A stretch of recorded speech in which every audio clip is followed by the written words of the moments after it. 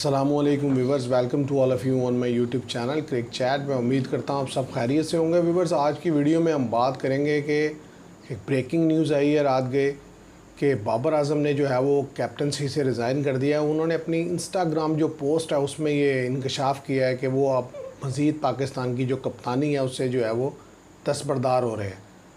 तो अब बात इसमें जो देखने की है वो ये है कि क्या उन्होंने ख़ुद कैप्टनसी छोड़ी है या बोर्ड ने उनको कहा है कि आप ऐलान कर दें। तो मुझे यहाँ जहाँ तक लगता है वो यही है कि उन्होंने ये कैप्टनसी खुद छोड़ी है। उसकी वजह यह है कि जब ये कनेक्शन मीटिंग हुई तो जो कोचेज़ थे वो भी चाहते थे कि जो बाबर आजम है वो एज आ कप्तान बरकरार रहे, क्योंकि गैरी क्रिस्टन और जेसन गिलेस्पी जो दोनों की सोच बाहर आई वो ये थी कि कंटिन्यूटी रहनी चाहिए। इसका अंदाज़ा आप इस बात से भी लगा सकते हैं कि शान मसूद जो कि टेस्ट टीम के कैप्टन हैं उनको कप्तान बरकरार रखा गया। हालांकि आप देख सकते हैं उनकी कप्तानी किस कदर बुरी थी अगेंस्ट बांग्लादेश, लेकिन सिर्फ इसलिए कि कंटिन्यूटी रखी जाए कि अभी कुछ ही अर्सा हुआ है वो कैप्टन बने हैं, 2 सीरीज़ ही खेली हैं उन्होंने टेस्ट की। तो जेसन गिलेस्पी और गैरी क्रिस्टन चाहते थे कि भाई कंटिन्यूटी रहे टीम में, इसलिए आप प्लेयर्स सिलेक्शन भी देख सकते हैं कि उन प्लेयर्स को भी सिलेक्ट किया गया जिनके ऊपर बहुत ज़्यादा तनकीद हुई कि ये काफ़ी लंबे अरसे से परफॉर्म नहीं करके दे रहे। तो मैं नहीं समझता कि बोर्ड ने बाबर आजम को मजबूर किया होगा कि वो जाकर इस तरह की कोई अनाउंसमेंट करे। एक्चुअली इसके पीछे रीज़न जो यही है कि बाबर आजम ने ख़ुद फाइनली ये रियलाइज़ कर लिया कि जो प्लेयर्स हैं वो उनके साथ उस तरीके से कोऑपरेट नहीं कर रहे। अगर उन्हें कप्तान बरकरार रखा भी जाता है तो डेफिनेटली खेलना उनको उन्हीं प्लेयर्स के साथ है जो 2024 में उनके साथ थे। तो जिस तरीके की परफॉर्मेंस 2024 में वर्ल्ड कप में पाकिस्तान की थी उसके पीछे कोई माने ना माने एक चीज़ तो थी कि वो ग्रुपिंग लाजमी थी और कोई भी प्लेयर जो है उस तरीके से रिस्पॉन्ड नहीं कर रहा था जिस तरीके से रिस्पॉन्ड करना चाहिए था, चाहे वो बॉलर्स थे या बैटर्स थे। तो एक अच्छे कैप्टन की या एक अच्छे इंसान की निशानी यही होती है या एक अच्छे क्रिकेटर की कि वो सिचुएशन को रियलाइज़ करे। बाबर आजम ने काफ़ी टाइम लिया लेकिन फाइनली देर आए दुरुस्त आए कि उन्होंने ये फ़ैसला किया कि वो कैप्टनसी से दस्तबरदार हो रहे हैं, छोड़ रहे हैं। अब उन्होंने कैप्टनसी का ये स्लॉट खाली कर दिया है, तो अब पीसीबी के लिए देखना ये है कि वो किसको जो है कैप्टनसी के लिए सोचते हैं, किसको अपॉइंट करते हैं। असल मसला ये है कि जब कोई शख्स रिज़ाइन कर देता है या जब कोई प्लेयर चला जाता है, स्टेप डाउन कर जाता है, तो फिर हमें उसकी कुछ अच्छाइयाँ नज़र आनी शुरू हो जाती है।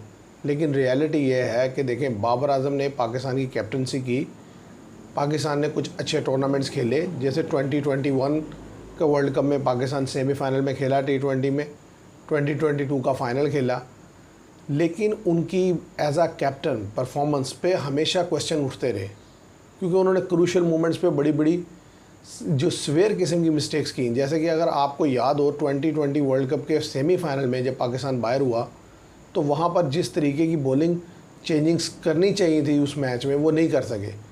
जब ऑस्ट्रेलिया के हमने 5 डाउन कर दिए थे और एक वक्त लग रहा था कि ऑस्ट्रेलिया जो है वो मैच हार जाएगा, वहाँ पर बाबर आजम ने अपने प्रीमियर बॉलर यूज़ नहीं किए और जो स्पिनर थे या लूज़ बॉलर थे उनको कंटिन्यू किया, जिससे उन्होंने उन दोनों को इनिंग्स बिल्ड करने में मदद मिली। यानी कि मैथ्यू वेड को क्रीज पर टाइम स्पेंड करने का मौका मिला। इसी तरीके से साथ आई थिंक स्टोनिस थे, उन्होंने टाइम स्पेंड किया। फिर जब वो क्रीज पर जम गए, जब वो दोबारा अपने प्रीमियर बॉलर को वापस लाए तो उस वक्त वो इस पोजीशन में थे कि वो खुल कर रेटिंग कर सके और उन्होंने वो मैच निकाल लिया।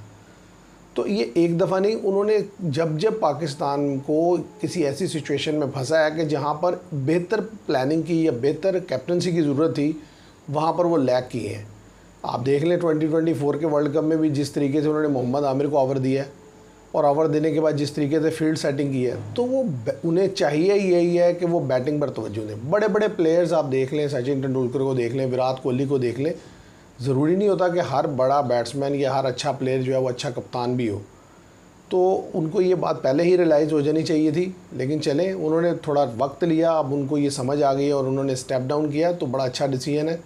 और मेरा ख्याल है कि बोर्ड को भी खुश है, यानी कि इसको जो है वेलकम करना चाहिए उनके इस डिसीजन को। और साथ ही साथ उनको एक चीज़ और करनी चाहिए, वो ये कि अब जब वो खेलें तो वो पूरी तवज्जो से बैटिंग पर तवज्जो देकर खेलें और उन कंट्रोवर्सीज़ में ना पड़े जिस कंट्रोवर्सीज़ में दूसरे प्लेयर्स पड़े रहे जब ये कैप्टनसी कर रहे थे। वरना ये जो अदले का बदला है, टेट फॉर टैट चलता रहेगा। तो उससे क्रिकेट की बेहतरी तो नहीं होगी, नुकसान ही होगा। और अब अगर व्यूवर्स हम देखें कि ज़ाहिर है उन्होंने वाइट बॉल की कैप्टनसी से इनकार किया है, तो अब पीसीबी के पास क्या यानी कि क्या चॉइसेस हैं, तो उस पर एक नज़र डाली जाए तो रिसेंटली जो चैम्पियन कप हुआ आप देखें, उसमें शादाब ने जो की टीम जो है उसने विन की। और अगर आप देखें जो पीएसएल लास्ट हुआ वो भी शादाब की टीम ने जीता। तो एज अ कैप्टन आप शादाब को अंडररेट नहीं कर सकते, लेकिन मसला ये है कि शादाब की अपनी परफॉर्मेंस दोनों ही टूर्नामेंट्स में कोई खातिर ख्वाह नहीं रही।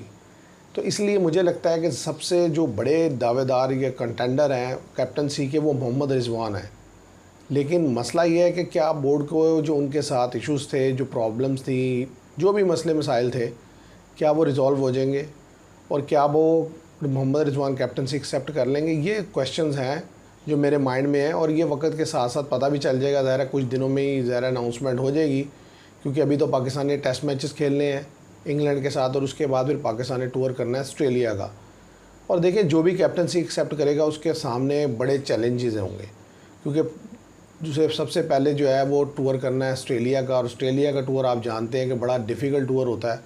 वहाँ तो आपकी बड़ी सेटल टीम भी चली जाए तो अब भी जीतना या अच्छा खेलना भी बड़ा मुश्किल रहता है।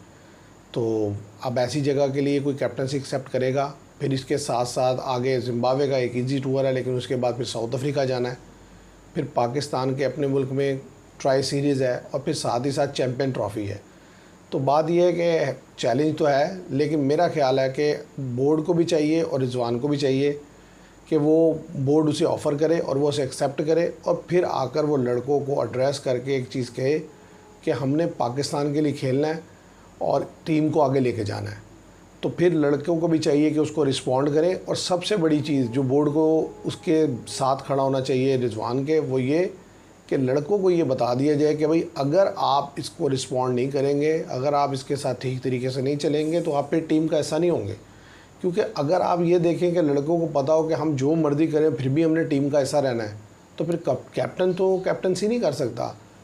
बाबर आजम के साथ जो 2024 के वर्ल्ड कप में हुआ वो अपनी जगह है और गलत है, वो किसी भी कैप्टन के साथ होगा तो परफॉर्मेंस ऐसी रहेगी। लेकिन मैं बाबर आजम को इस वजह से नहीं कि वो जो 2024 के वर्ल्ड कप की कैप्टनसी की वजह से कहता हूँ, प्रीवियसली भी आप उनकी कैप्टनसी उठा लें, उनकी कैप्टनसी में फ्लॉज हैं।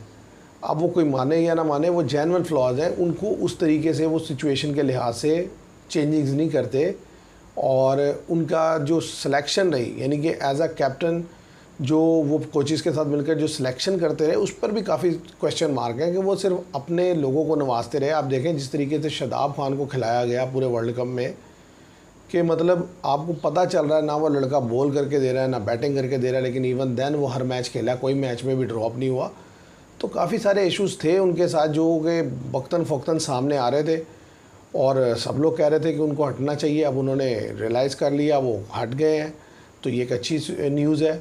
और मैं समझता हूँ कि बाबर आजम के हटने के बाद अब जो पीसीबी है उनको चाहिए कि वो रिजवान को जो है वो कैप्टनसी दे दें। ऐसा ना हो कि वो फिर कोई बड़ा ब्लंडर कर दें और कैप्टनसी किसी ऐसे शख्स को दे दें जो फिर कोई जूनियर हो, कि जिसके अंडर कोई सीनियर खेले ही ना, जैसे टेस्ट में हमारे साथ हो रहा है कि शान मसूद के अंडर लड़के क्या परफॉर्म करना है, उसकी अपनी परफॉर्मेंस ठीक नहीं और वो उनसे भी ज़्यादा वर्स्ट कैप्टन है। तो अब ये ना हो कि शान मसूद को पता लगे वाइट बॉल क्रिकेट का भी कैप्टन बना दिया जाए। तो अगर ऐसा होगा तो फिर मज़ीद तबाही है, बेहतरी तो नहीं आएगी। तो व्यूवर्स, ये थी मेरी आज की डिस्कशन और न्यूज़ जो आपके साथ शेयर करनी थी।